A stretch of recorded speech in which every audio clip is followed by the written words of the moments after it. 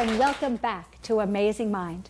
If you have just joined us, I have an amazing guest, Carol Dafesh, who's a marriage and family therapist with a private practice in Manhattan Beach, and she is talking today about emerging adulthood, how we can help young adults 18 to 25 in our private practice.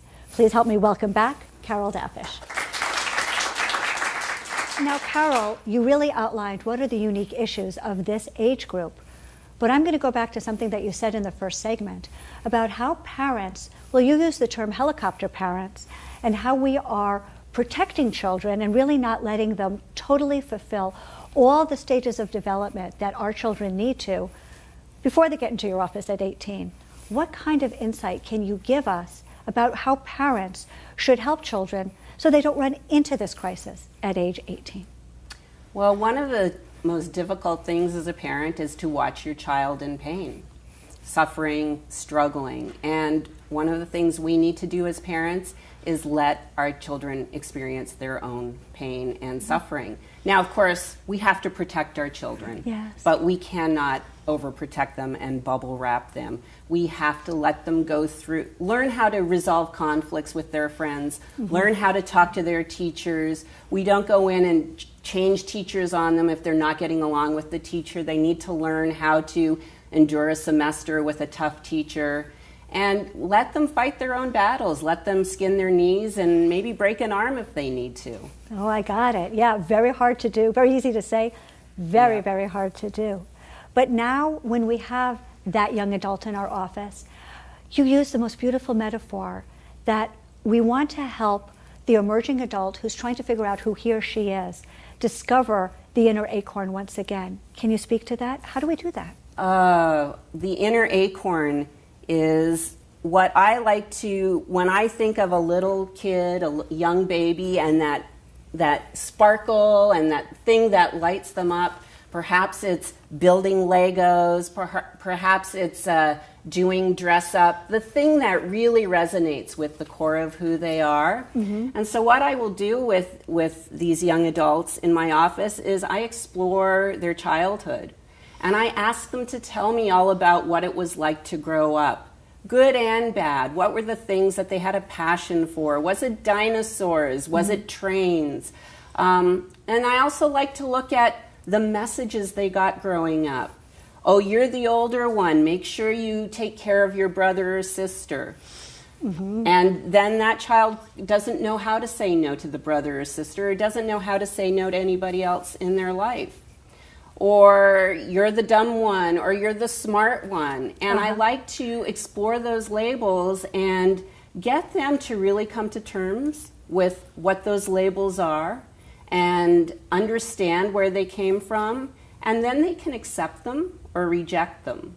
But I always try to identify that acorn, that passion that they had, and then keep tying it back and helping them see, is that the acorn? Is that the person who they are, who they want to become?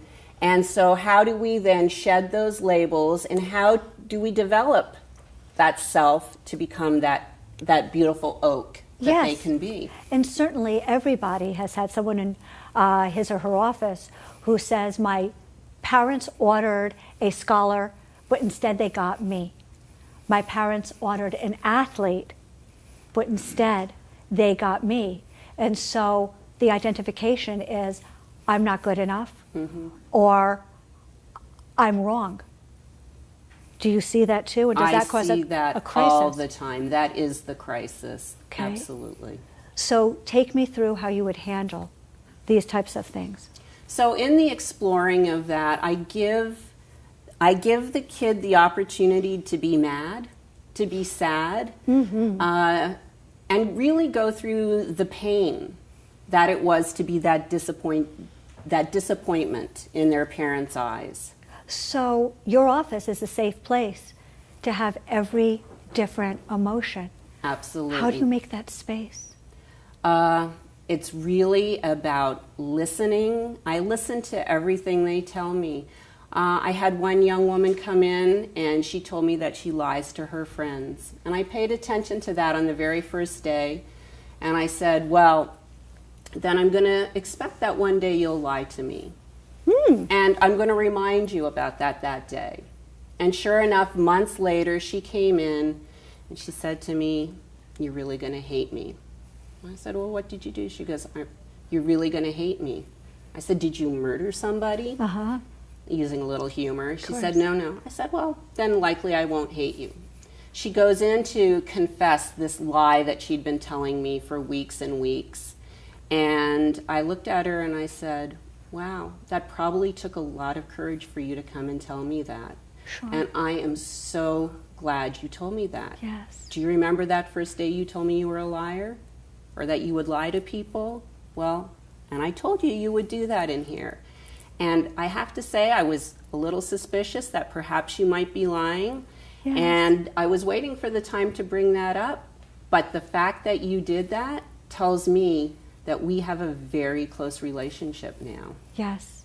So this demographic is so honest. They actually come in and tell you their pathology. Would you agree? When someone is willing to hear it and not tell them that they have to do it differently. Yes. And then I would guess you have to find out what it is that drove someone to lie and why lying would make that person more acceptable to you. Right. Well, and this person just didn't believe she was supposed to be who she was supposed to be on this planet, and so she made up stories so her peers would accept her. I can see how that can happen, especially now. We're talking about the 21st century. What do you think the impact of social media is on our young adults? Everything is such an open book. It's very frightening to me how you can say something at a young age and that will follow you the rest of your life.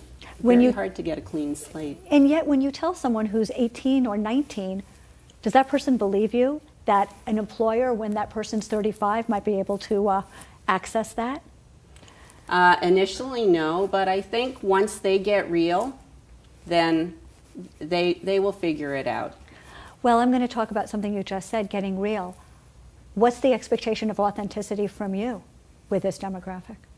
Well, I give them me, who I am, and in my life, I try to live a very authentic life. Yes. And so I tell them right from the get-go, I will be honest with you. I expect you to be honest with me. Mm-hmm. If you think I'm full of it, you need to tell me. You're the expert in your life, and if you don't like what I say, if you don't like the perfume I wear, you need to tell me, and then we can move on from there.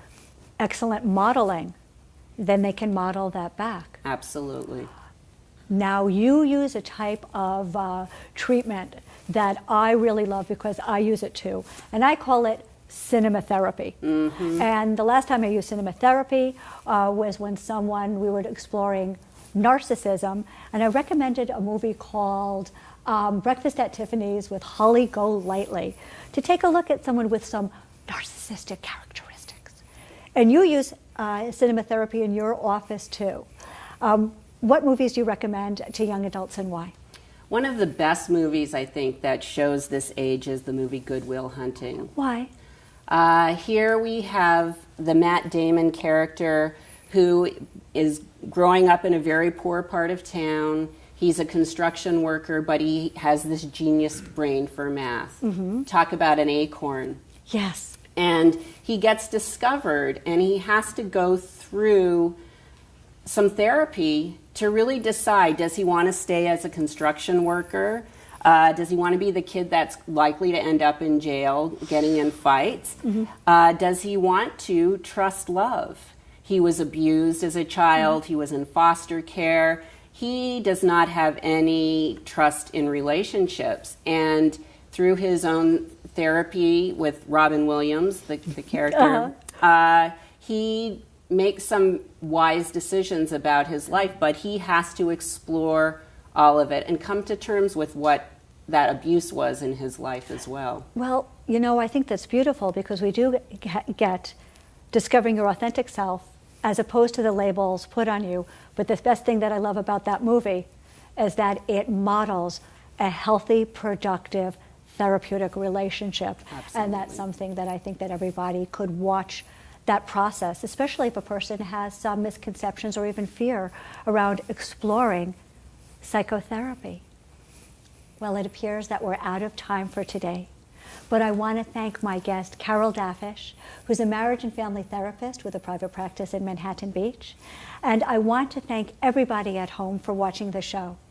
I hope you'll join us next time when we meet more people and continue to explore the amazing mind. But please stay tuned. We have a lot more coming up for you on HMI Web TV. That's Hypnotherapy Television, 24/7.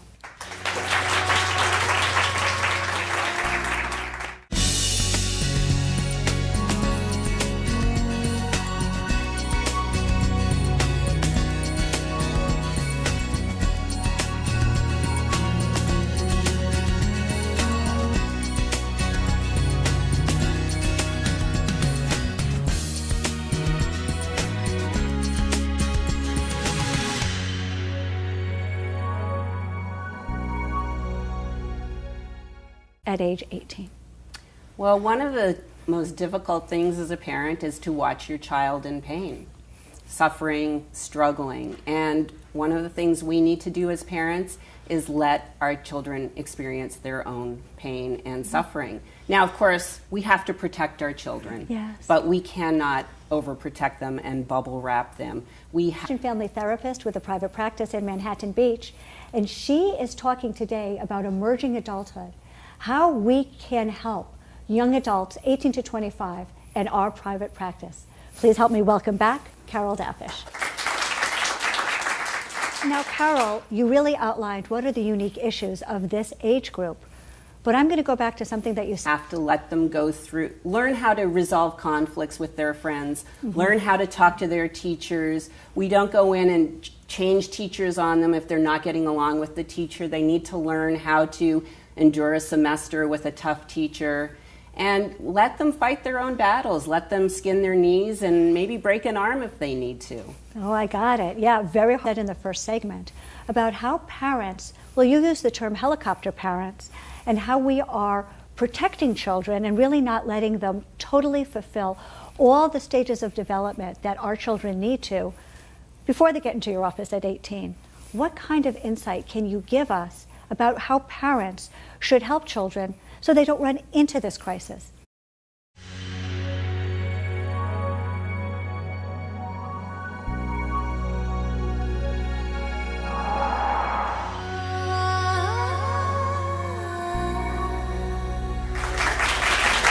Hello and welcome back to Amazing Mind. If you have just joined us, I have an amazing guest, Carol Dafesh, who's a marriage